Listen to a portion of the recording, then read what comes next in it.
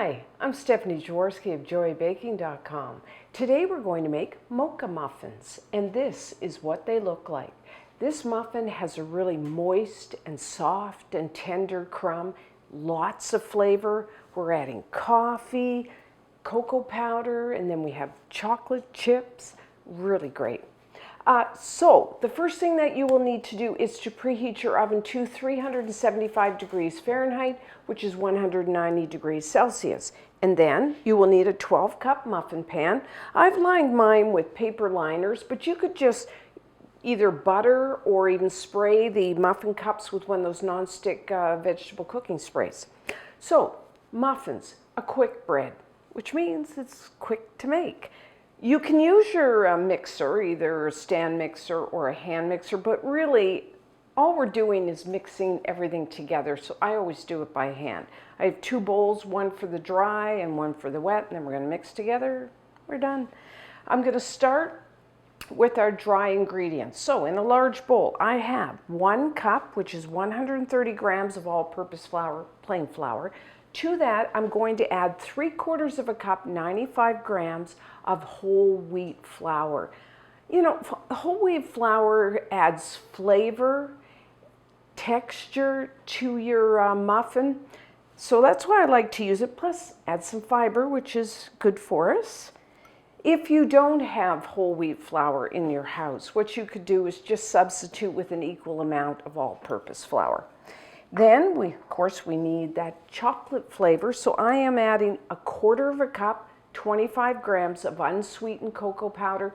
Now, you can use either the regular unsweetened, also called natural unsweetened cocoa powder, or what I'm using today is the Dutch process. Either one is fine. Then, you will need 1 teaspoon, 4 grams of baking soda, a 1/2 teaspoon, 2 grams of baking powder, and just 1/4 of a teaspoon, 1 gram of, I'm using a fine kosher salt. You could use table salt. And then we need some sweeteners, so 1 cup, 200 grams of light brown sugar. If you are using a measuring cup for your brown sugar, as you know, I do recommend a scale and weighing. It's faster, easier, and more accurate. But if you're using a measuring cup for brown sugar, it's very soft, so you want to make sure you kind of pat it down. So that's our dry ingredients. Just going to mix that together. I'm using a whisk. You use a fork, spoon, your hand. Actually, I'm going to get my hand in there so some of the brown sugars clumped together. Just want to make sure everything's mixed together. Like I said, if you want to use your mixer for this, you can.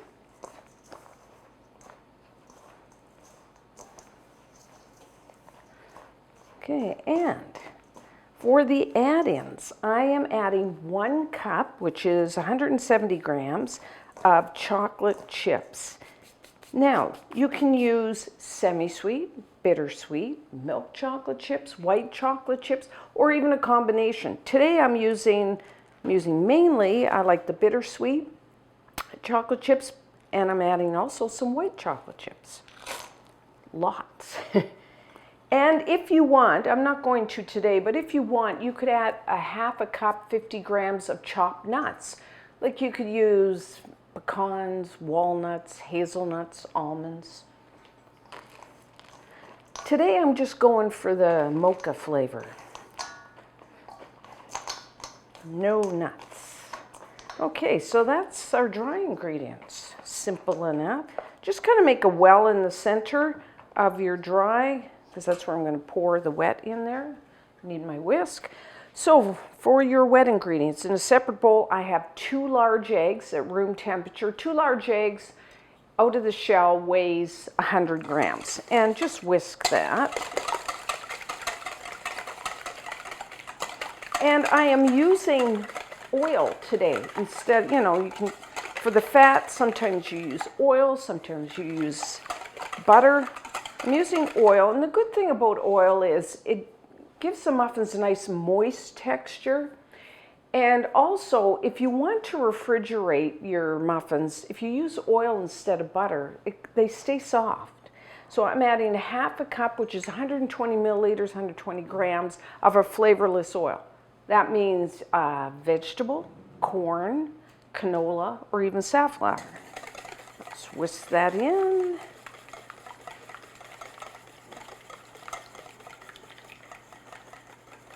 And then I'm adding, for flavoring, also 1 teaspoon, 4 grams of pure vanilla extract.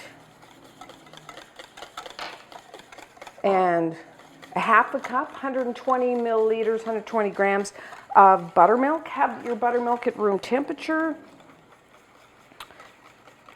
Now you can buy buttermilk, you can buy buttermilk powder, or you could take a half a cup, 120 milliliters of just regular milk and stir in a half a tablespoon of either lemon juice or a vinegar, stir it together, let it sit at room temperature for about 10 minutes, and then you have a really good substitute for commercial buttermilk. And then of course we need some coffee. I'm adding a quarter of a cup, 60 milliliters, 60 grams of coffee. Now I had some left over freshly brewed from this morning. That's what I'm using. Just let it cool down to room temperature.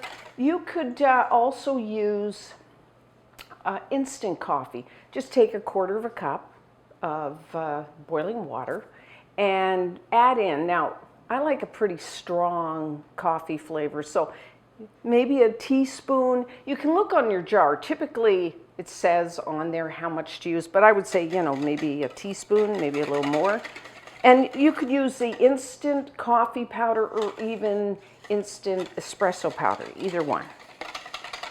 So that's the two. And now I'm just going to do that right in there. And then we are done. What I like, quick and easy. And just stir it together until everything's moistened.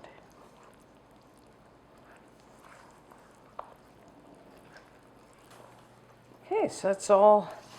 Let's make sure, look at the bottom of the bowl, make sure that all that flour is moistened.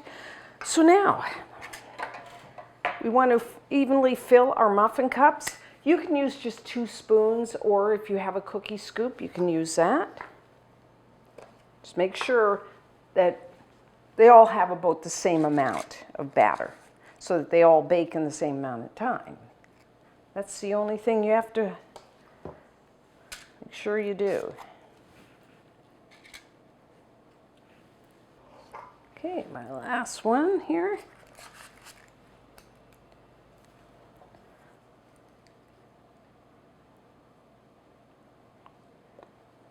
Okay. Don't leave that chocolate chip behind. So now, let's wipe that. For baking, everyone's oven is a little different. So I'm going to say between 18 and 22 minutes. So I do rotate my baking sheet or baking pan front to back halfway through baking, just because you usually have hot spots in your oven. So rotating it gives it nice even heat. What you're looking for, they will rise. When you press on the top of your muffin, it will feel set. You will have may have some cracks. That's normal. Don't panic. And if you take a wooden toothpick and insert it into the center, I like it to come out with a little bit of crumbs clinging to it. I don't like it totally clean, especially with chocolate. I like it really moist muffin. So 18 to 22 minutes.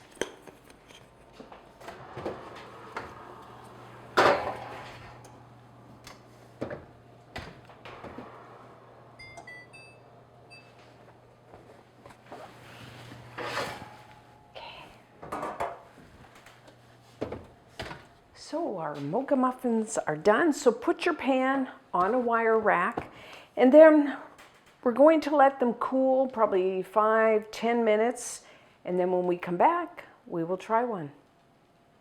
So our muffins have cooled down, so let's try one. Peel off the paper. They're still warm.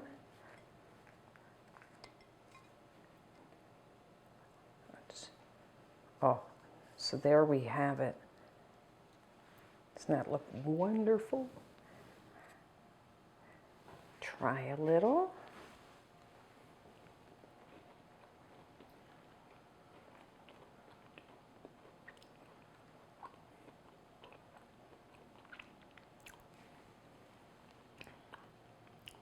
There was quite a long list of ingredients, if you noticed, for these, but then it gives you a muffin with lots of flavor.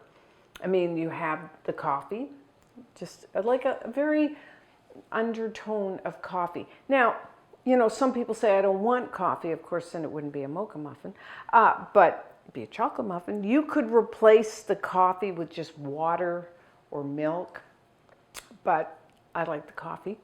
And then we have the chocolate flavor from the unsweetened cocoa powder. And depending on whether you use the natural unsweetened or the Dutch process, and even brand, I mean, that all those things will affect the actual chocolate flavor. And then, of course, we have the white and the dark chocolate chips.